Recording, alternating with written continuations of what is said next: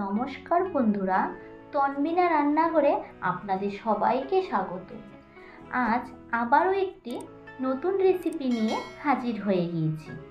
আর এই রেসিপিটি হলো আলুর পরাটা। তাহলে চলুন দেখে নেওয়া যাক।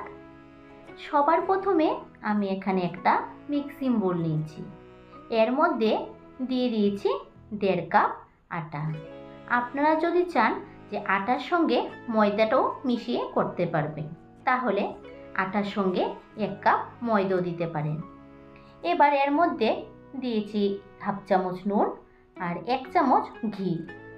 ঘিয়ের পরিবর্তে সাদা তেলও ব্যবহার করতে পারবেন। এবার শুকনো উপকরণগুলি ভালোভাবে মিশিয়ে নিচ্ছি। শুকনো উপকরণগুলি মাখা হয়ে গিয়েছে। এবার আমি এখানে অল্প অল্প করে জল দিয়ে ময়দাটাকে ভালো করে মেখে নেব। ময়দাটা খুব ভালোভাবে মাখা হয়ে গিয়েছে। দেখুন, খুব সুন্দর একটা সফট ডো তৈরি হয়েছে। এই ডোটা তৈরি করতে আমার এখানে 1/2 কাপের মতো জল লেগেছে। এবার ডোটাকে ভালোভাবে মেখে আমি একটা কিছু দিয়ে ঢাকা দিয়ে রাখবো। আপনারা চাইলে এটাকে ভিজে কাপড় দিয়েও ঢাকা দিয়ে রাখতে পারেন। আমি 10 থেকে 15 মিনিট এটাকে ঢেকে রেখে দেব।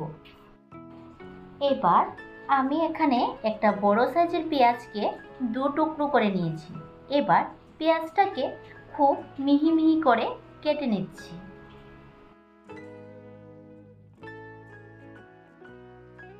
পেঁয়াজটা মিহি করে কাটা হয়ে গিয়েছে। পেঁয়াজটা কাটা হয়ে গিয়েছে। এবার ধনেপাতাটাকেও ভালোভাবে মিহি করে কুচিয়ে নিচ্ছি। ধনেপাতাটা কাটা হয়ে গিয়েছে। এবার ধনেপাতাটাকে একটা বাটির মধ্যে তুলে নিচ্ছি। এবার আলুর পরোটার যে আলুর পুরটা তৈরি করব, তার জন্য 2টো গোটা মশলা এখানে রোস্ট করে নেব। এবার এখানে আমি একটা ফ্রাই প্যান বসিয়ে দিয়েছি। এর মধ্যে দিয়ে দিয়েছি 1 চামচ গোটা জিরে আর 1 চামচ গোটা ধনে।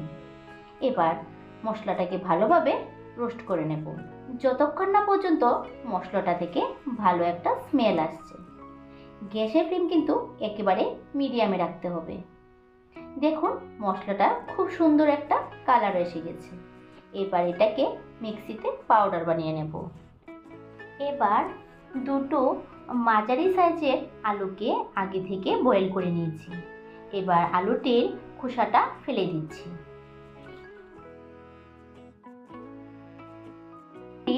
খোসা ছাড়ানো হয়ে গিয়েছে। এবার একটা গ্রেটারের সাহায্যে আলুগুলিকে গ্রেট করে নিচ্ছি। এভাবে গ্রেট করলে কি হয়, যে কোনো দানা বা শক্ত আলু থাকে না। আপনারা চাইলে এটাকে হাত দিয়েও করে নিতে পারেন, কোনো অসুবিধা নেই। আলুটা খুব সুন্দরভাবে গ্রেট করা হয়ে গিয়েছে। এবার এখানে দিয়ে দিয়েছি 2টো কুচিয়ে নেওয়া কাঁচা লঙ্কা। আপনারা আপনাদের ঝালের পরিমাণ বুঝে ব্যবহার করবেন। এবার দিয়ে দিয়েছি কুচিয়ে রাখা পেঁয়াজ আর কুচিয়ে রাখা ধনেপাতা, আর দিয়ে দেব স্বাদ অনুযায়ী নুন। এবার আগে থেকে ধনে জিরে করার পাউডারটা এবার এখানে দিয়ে দিয়েছি। আর দিয়ে দেব 1/2 চামচ চাট মশলা। চাট মশলা দিলে কি হয়, টেস্টটা খুব ভালো আসে। আর দিয়ে দিয়েছি এখানে 1/2 চামচ কাশ্মীরি লঙ্কা গুঁড়ো। এবার ভালো করে আলুটার সঙ্গে এগুলিকে মিশিয়ে নিচ্ছি।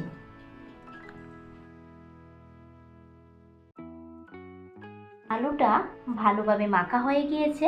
এবার ছোট ছোট করে বল করে নেব। আলুটা ছোট ছোট বল তৈরি হয়ে গিয়েছে। এবার এটাকে একটা সাইডে রেখে দেব।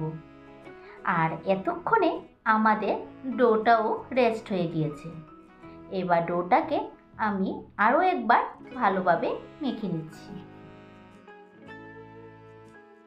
এবার আটার ডোটা থেকে আমি ছোট ছোট করে লিচি করে নিচ্ছি।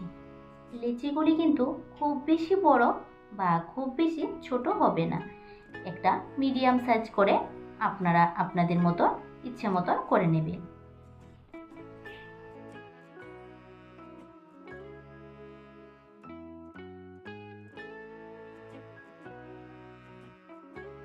এবার একটা লেচিকে গুঁড়ো আটা মাখিয়ে নিচ্ছি। মাখিয়ে দুটো হাতের তালুর মধ্যে দিয়ে বুড়ো আঙ্গুল দিয়ে চেপে চেপে একটা বাটি শেপ দিয়ে দেব।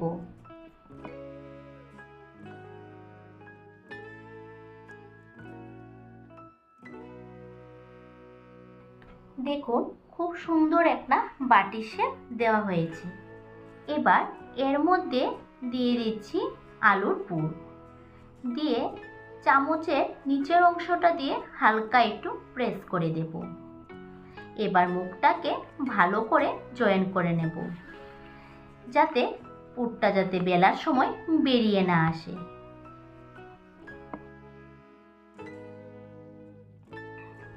এইভাবে ঘুরিয়ে ঘুরিয়ে মুখটাকে ভালোভাবে জয়েন করা হয়ে গিয়েছে।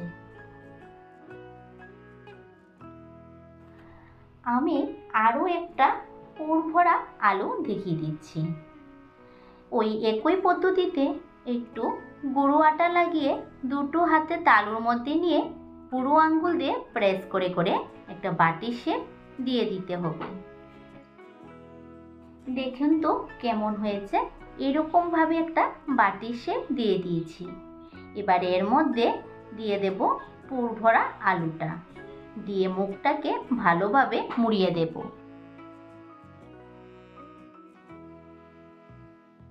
এবার পরোটা বেলার পালা। এবার এখানে অল্প একটু গুঁড়ো আটা ছড়িয়ে হালকা হাতে এটাকে বেলে নিতে হবে। রুটির মতো করে ঘুরিয়ে ঘুরিয়ে বেলার চেষ্টা করবেন না, হালকা হাতে এটাকে বেলে নিতে হবে। খুব জোরে এটাকে বেলবেন না, তাহলে কি হবে পুরটা বেরিয়ে আসতে পারে। হালকা হাতে এটাকে বেলে নেবেন। এভাবে করে গোল গোল করে আমি পরোটাগুলি বেলে নিচ্ছি। এভাবে করে সবগুলি পরোটা বেলা হয়ে গিয়েছে। এবার এই সাইডে একটা তাওয়া বসিয়ে নিয়েছি। এবার গ্যাসের ফ্লেমটাকে মিডিয়ামে রেখে প্রথমে আমি পরোটাগুলিকে সেঁকে নেব। পিঠ ভালোভাবে সেঁকা হয়ে গেলে আমি অপর পিঠটা উল্টিয়ে দেব। এইভাবে করে সবগুলি পরোটা সেঁকে নেব।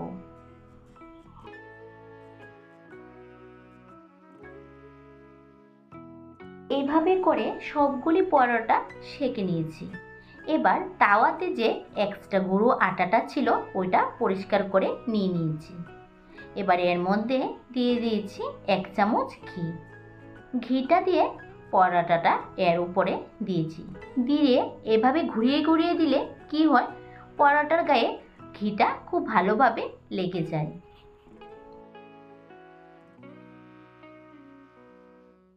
আপনারা চাইলে ঘিয়ে পরোটাগুলি যদি না ভাজতে চান তাহলে তেলেও ভাজতে পারেন।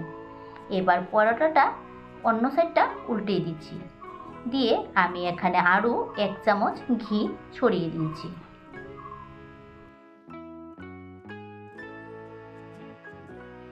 গ্যাসের ফ্লেমটাকে মিডিয়ামে রেখে পরোটাটা আমি চেপে চেপে এভাবে 2 মিনিট ভেজে নেব।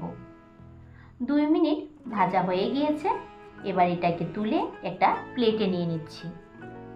আমি এখানে একটা পরোটা তেল দিয়ে ভেজে দেখিয়ে দিচ্ছি। পরোটা তেল দিয়ে ভাজলে কিন্তু বেশি তেল লাগে না।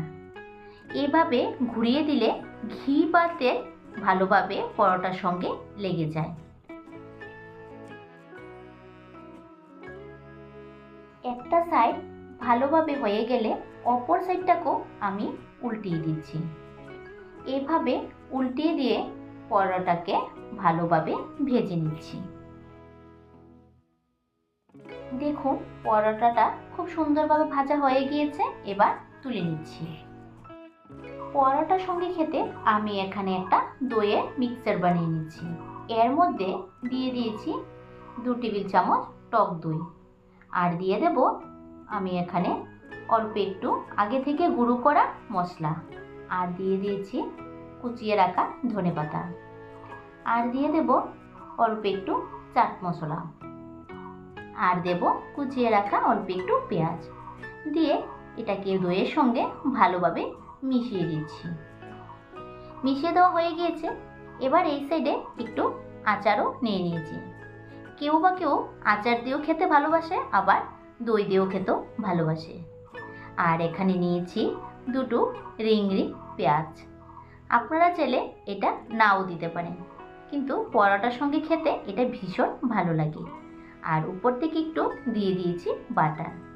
তৈরি হয়ে গিয়েছে আমার আজকের আলুর পরোটা। আর এই রেসিপিটি আপনাদের কেমন লেগেছে আমাকে কমেন্ট করে জানাবে। আর এই রেসিপিটি যদি ভালো লেগে থাকে তাহলে লাইক, শেয়ার ও সাবস্ক্রাইব করে পাশে থাকার অনুরোধ রইল।